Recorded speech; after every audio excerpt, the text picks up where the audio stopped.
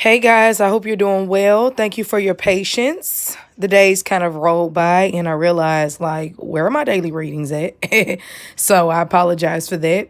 I will break this down into a short message for Monday, a short message for Tuesday. I hope you all can hear me. Anyway, I'll do a short message for Monday, a short message for Tuesday. I have coconut oil still on my hands. I just did my hair. Sorry, hold on, guys. Okay, a short message for Monday, a short message for Tuesday, and then a full reading for Wednesday, and then we'll get back on track per usual. All right. So let's start with Monday and Tuesday. Very big week. I love it how judgment is upright. And Pluto just went direct, okay? And Pluto is the planet of our power, personal power, where in our life we've been a victim or accused of things that we didn't do, but where we also have used those moments to rebirth ourselves, to come back from the dead. It's kind of like, it reminds me of Tina Turner when she went from being Ike and Tina to just Tina Turner. Hey, Eric, thank you so much for coming in. I really appreciate you, Eric, and Goddess Bree, and all of you all, Vicky. So many of you all come in as soon as I drop these dailies, and I really appreciate it, guys. The love just keeps me going. Obviously, if you all weren't here, I wouldn't be doing this. So even if I miss your comment or you come in later and you always watch it, I do appreciate it. Hey, Sheena, I see you as well, my love. So yeah, let's jump right into it. Yeah, so Pluto being this planet of power and pain too. Hey, Miss Mitchell, I see you. And where we have, some people even say, died in a past life or dealt with so much trauma. It's interesting how it's the same. It's the most powerful planet in the in our solar system, right?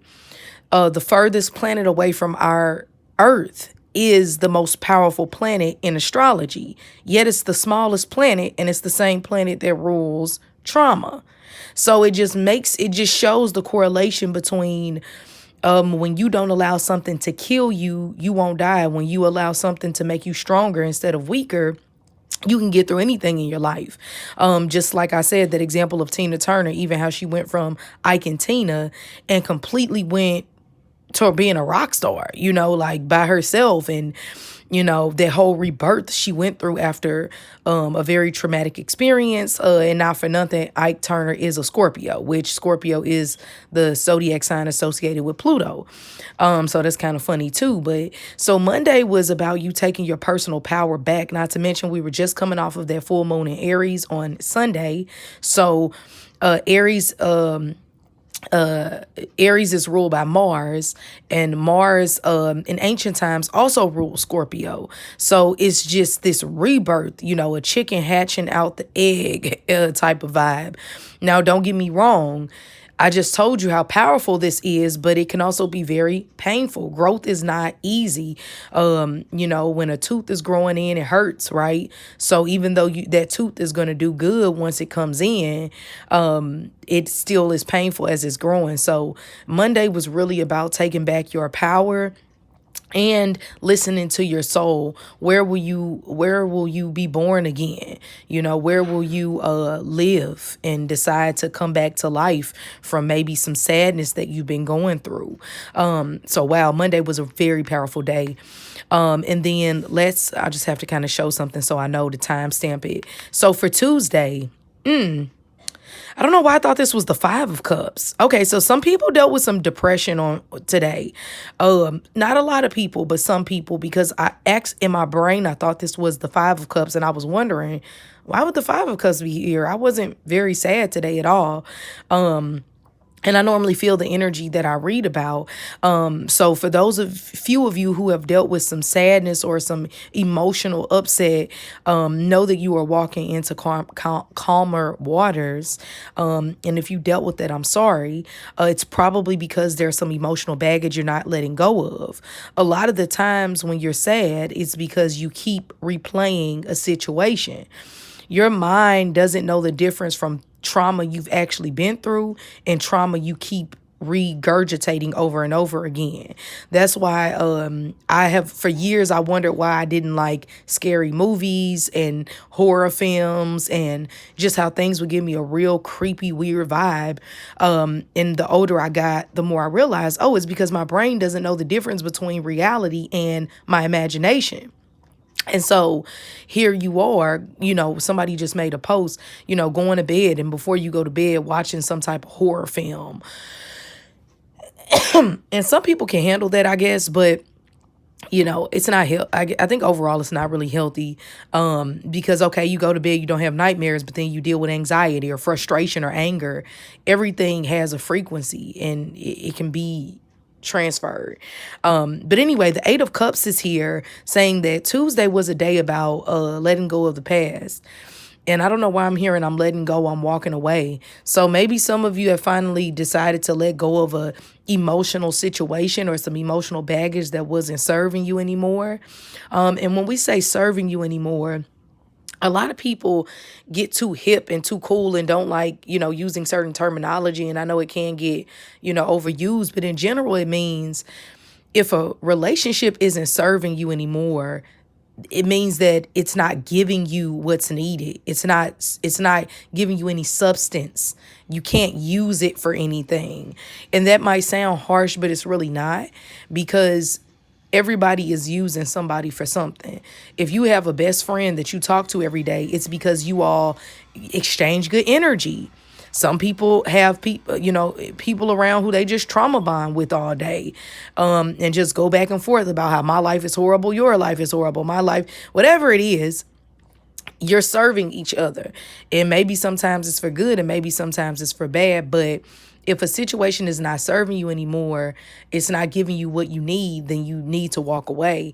And the Eight of Cups is saying, yeah, it can be scary to leave that job. It can be scary to go back to school. It can be scary to break up with your boyfriend. But sitting in the sulkiness of it all and just this mediocre living isn't the answer. Okay, and the Eight of Cups asks you to walk away from something that's just okay, to walk into something or a situation where you're faking happiness in order to walk into something better. Okay, so a lot of emotion on Monday, a lot of walking away on Tuesday, and now here we are on Wednesday. All right. And so for Wednesday, still watery. It's so interesting because the full moon was actually in Aries. But in Vedic astrology, it was in Pisces. So, I don't know. Maybe Vedic astrology was onto something, because it's a lot of water here for it to be an Aries full moon, which is nothing like Pisces. So, first card out is was the Six of Cups, okay? Six of Cups, we had the Page of Cups and the Four of Pentacles.